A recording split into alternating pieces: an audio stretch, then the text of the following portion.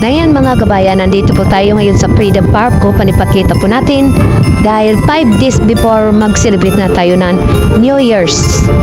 So, kung ikaw ay bago pa lang sa aking YouTube channel, huwag kalimutan mag-subscribe at pakipindot sa notification bell para update ka. Let's go!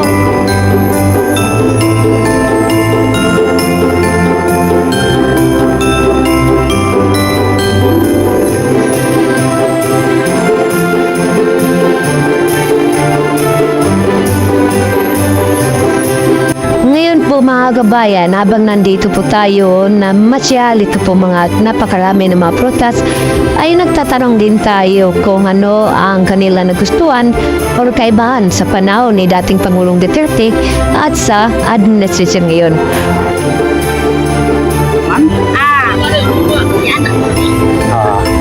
Ngayon ba? 20. 20. 20 Patriote. Kinsa ilang taon ka na, ma'am? 22. 22. Ilang taon ka na nagtinda ng mga product? Tagal na po. Tagal na? 16 years old pa lang ako. Ay, ganun. Sa kapatid ko. Pero taga saan ba talaga kayo? Taga Toledo City po. Taga Toledo. So, ma'am, may tatanong ako, yung updated ka ba sa mga balita ngayon? Oo. Okay. Ngayon, ma'am, may sunod-sunod po yung rate ng mga babae. Ano ang makikita mo sa panahon ni Duterte at sa panahon ngayon ni Bongbong Marcos? Sa panahon ni Duterte, yung mga adik, yung mga droga, pinapatay niya. Yung mga adik. Ang galing! Ang galing! So, ma'am, may tatanong ako, yung updated ka ba sa mga balita ngayon? Oo. Okay. Ngayon, ma'am, may sunod-sunod po yung rate ng mga babae. Ano ang makikita mo sa panahon ni Duterte at sa panahon ngayon ni Bongbong Marcos? Sa panahon ni Duterte, yung mga adik, yung mga droga, pinapatay niya. Yung mga adik. Sa panahon ni Marcos, marami ng mga adik. Nabubuhay. Marami ng mga babaeng pinatay. Oo. Marami rin kawat. Oo. Kayo, tama kayo. Ako naman eh.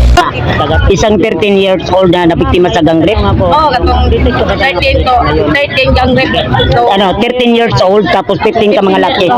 Updated ka yun. Masakit yun, di ba? Pasko na Pasko, paano mag-celebrate, di ba? Masakit yun. So ano masasabi mo ngayon kung sakali man tatakbo si Inday Sara Duterte 2028, ibubuto ba natin? Bubuto natin. Ayan. Nabubuhay. Sara Duterte. Ayan. Shoutout mo na sa taga Toledo. Ayan. Shout out po sa mga facility family. Ayan. Thank you, ma'am.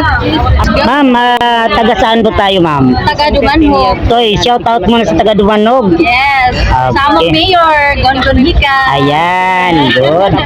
Ma'am, may tatanong ako sa iyo. Yes. Anong nakikita mo ngayon sa panahon ni dating Pangulong Duterte at ngayon kay Bongbong Marcos? Oh. Sakali man, updated ka ba sa nangyari sa rape? Yes. Maraming mga krimen ngayon. Hindi kagaya noon na kahit saan ka pumuntang banda, safety ka. Yan, oo. Updated ka ba yung nangyari po na gang rape na isang 13 years old na biktima pinagtulungan ng 15 ka mga lalaki? Yes. So ano maramdaman mo bilang isang magulang? Oo, magagalit ka talaga. Ano ba dapat mong gawin sa isang sa ngayon ka ba sa death penalty o ano? Yes, death penalty. Dapat patayin ng mga kagaya ng mga ganyan na tao. Ayan. Yun. Ayan, tama. So, kung sakali tatakbo si Inday Sara bilang presidente in 2028, ibuboto ba natin? Yes.